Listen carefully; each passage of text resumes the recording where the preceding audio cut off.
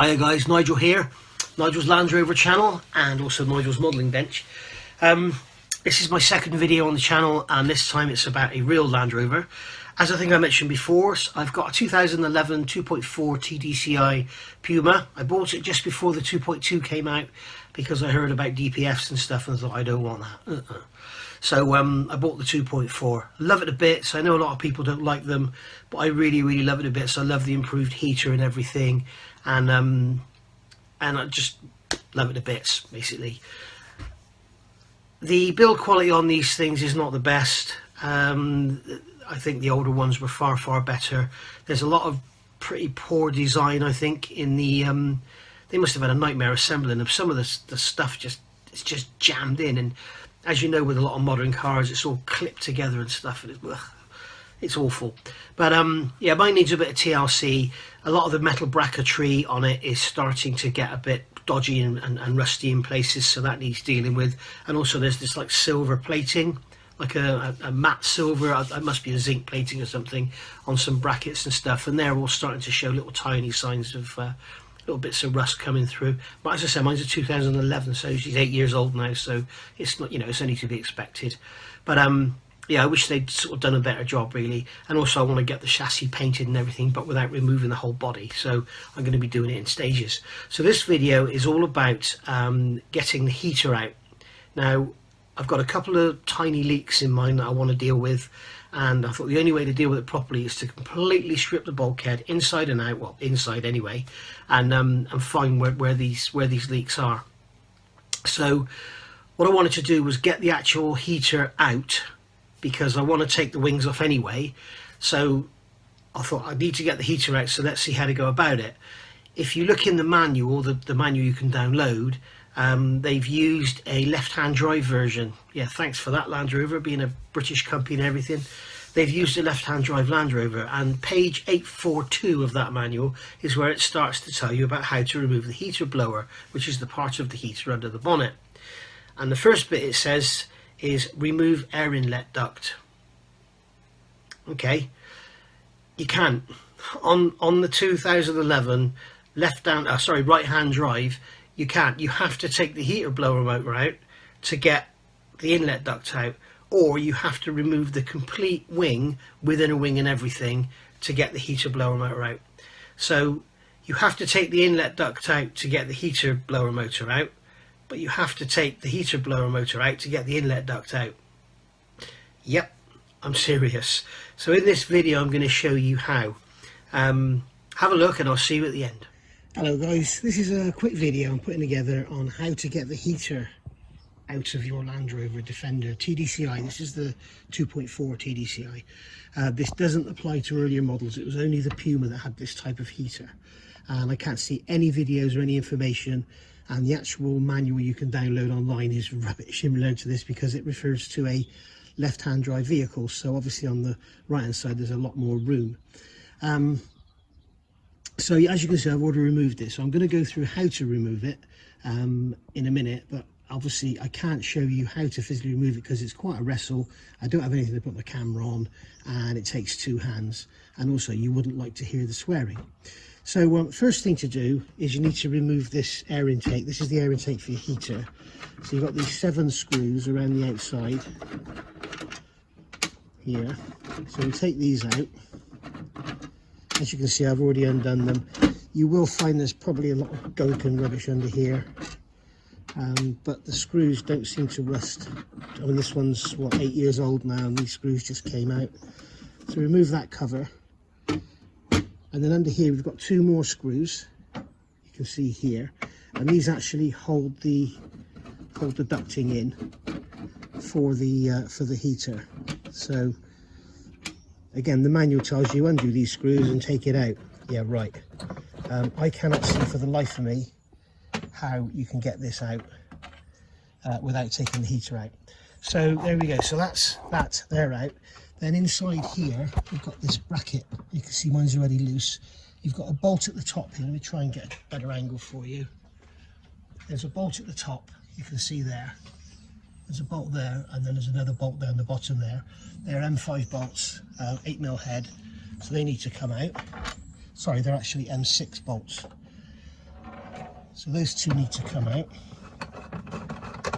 like so. And then take the bracket out, put that to one side. And then what you can do, as you can see, this will come forward now. Now when the heater's in, it won't drop back, it can't move back. So this is folding back easily. So now what you do is pull this forward, and as I'll show you in the next bit, hold it in place with a cable tie forward as far as you can. And what I've done, I've put 3 cable ties in here and pulled it forward as hard as I can just to hold it there. And then what you need to do is take the heater out. Now I've already got the heater out, and it's quite a wrestle, so I'm not going to show you again, but I can easily explain how to do it. This wiring loom here, this one here, goes over the top of the heater. So as you pull it forward, you need to feed that wiring loom over the top of the heater itself. And you've got 3 nuts holding the heater in. There's one up here on the bulkhead, and then you've got one over here, which is next to the brake pipes, and then you've got one down here, which is hidden, which is there. Okay, now the heater vent, as you can see, seals around here, and it also seals around there. So when you put it back in, you'll have to make sure you get your sealing correct. But basically, I have wrestled with this for quite a while, and I found the way to get it out is with this pulled forward as hard as it can be with these cable ties. Basically what you do is you're pulling the top of the heater out. So you're pulling the top of the heater out towards you, lifting the bottom slightly, and then the whole thing is going to tip up forwards. And as I say, you're going to feed this wiring loom over the top of it as it tips up forwards. So it basically comes out almost upside down. And that is, I found, the only way to get it out. If you try and lift it up, this is in the way, and the inlet gets caught up under here, because there's a shelf here, as you can see. If you try and do it this way, this gets in the way. You can't go sideways because the brake pipes are in the way. You can't come this way because the wing's in the way. So the thing to do is anti-clockwise, as you look at the side of the car from the passenger side on, anti-clockwise, lift it up and it'll come out. As I say, I'm sorry, I'm not going to put it back in again because it's such a fiddle getting it under here. I would also make the job a lot easier if you took the bonnet off. That would help as well. So there we go. That's how we do that. Right. So if you want to remove your inlet ducting to give it a good clean, because they do get quite gunky inside, it kind of goes back, goes backwards, and then lift it up and sort of twist it around. It's all about twisting, this job, and then it will come out like so. And this way also, if you want to change your wings, you want to take your wings off, you need to do this to get to these 4 bolts in here. I don't know if I can get the camera in there to show you, but there's one of them. There's 4 bolts along here that hold the inner wing. Well, at least they were on the old ones. I'm guessing on the TDCI it'll be the same, but they've got plastic inner wings on them now. But yeah, you need to get those bolts off to be able to remove your wing. So to do that, you've got to take the heater out to get this out, and you'll have to take the heater valve out as well, the heater control valve up here. I've taken mine out because the bracket's gone rusty and I want to treat it and paint it. I try and keep this as nice as I can, really. It's never been off-road, it's got no dents, so it's lasting quite well. But I think it's time it needs a bit of TLC. Okay, so there's our air intake for the heater taken out, and as you can see down inside, they get pretty gungy with all the rubbish that goes down in there. I've got a willow tree close to my house, so we get a lot of the little helicopter things. So turning it over, you can see in the bottom here, we've got these 3 drains. There's 2 there, and there's 1 there. Just come back so you can see them. And they get blocked. And as you can see, I've cleared this one out. This is the one at the first. If you look at the design, you can see it's designed to catch water here, and then get a rise there, and then there's another final trap here. And as you can see, these 2, they are completely blocked solid. So basically you just take them out and then you can clean them out. You can see that's full of rubbish in there. And then this one here will be the same. Just pull it out. You can see that one as well. That's all clogged up. Okay, and bear in mind this hasn't been off-road, it's just been parked up, used normally. It's very, very low mileage. So yeah, worth keeping an eye on them, because if they get blocked up and this fills up with water, you'll end up with water coming in through your heater. So worth bearing in mind. So thanks for watching, guys. Just to give you a recap, remove the 7 screws out of here, the 2 screws underneath, 2 bolts in here, slide that heater forward, remove your heater control valve up here, which by the way, I found out from someone else's video, the Land Rover one is nearly £100. If you buy one for a Fiat Ducato van, then basically it's the same thing but without a metal clip, and it's £25. So that's that heater valve that goes here that does the temperature control, the white plastic thing. So yeah, do that, pour your wiring loom. Oh, you've got to disconnect the 2 wires from the heater box, which are down here, which are easy. Actually, this one here is not so easy. There's, when it's plugged in, you feel underneath there's a hole. Push a screwdriver up into the hole and that'll pull out. It took me a while to work that one out. And then, yeah, basically just get your loom out the way, bring the heater out, your job done. But, and as I say, you need to do all this. If you want to take your wing off, you've got to do all this first, I believe. Unless somebody knows different, let me know. Thanks for watching. I'll speak to you all soon. Okay, I hope you got something from that. As I say, I'm sorry I couldn't show you actually taking the heater out because, you know, I don't have a tripod to put the camera on. It's about a 3 or 4 hand job. So, and there's shouting and swearing and cursing and God knows what. But as I say, if you get that wiring loom up out the way and just pull the heater up and keep turning it and then lift it out. Don't try and lift it out because it won't come. Believe me, I spent a long time working out how to get it out. I'm sure someone's going to come on now and say, you're an idiot, you can just do this. And I'll say, okay, thanks. But at least then we'll all know. When it comes to the heater inside the vehicle, the actual heater box inside, if you go and look at that site I mentioned earlier, Life's Projects, I'll put a link in it down below. His channel is brilliant. He's got like 26 subscribers and he should have 226. You know, he's only been going, what, just over a couple of weeks, but it's brilliant. It's really good channel. If you're into your Puma Land Rovers, or you want to see more about, you know, working on them, maintaining them, stripping them down and stuff, go and have a look at his channel. He's doing a lot of stuff on there and it's really interesting, and I'm loving it. And if you notice, as I say, I'm also known as Nigel's Modelling Bench.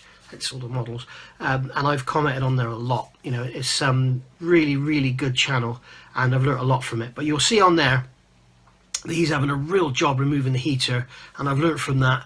Whoever designed it needs to really think about what they're doing. It goes basically, there's a pin in the bottom that goes into the tunnel, and as you know on the Pumas, the tunnel's not removable. Thanks for that. So this pin goes through this rubber bung, and it also forms the drain, so it goes right the way through. And in the bottom of the heater is like a cup that comes down to feed water, any water that gets in the heater, down into this drain. And right behind the hole where the rubber bung is, there's a U-section spot welded onto the tunnel. So the tunnel's really stiff in that area, plus it's raised even higher. So you're thinking, I'm just going to pull the heater back. Nah.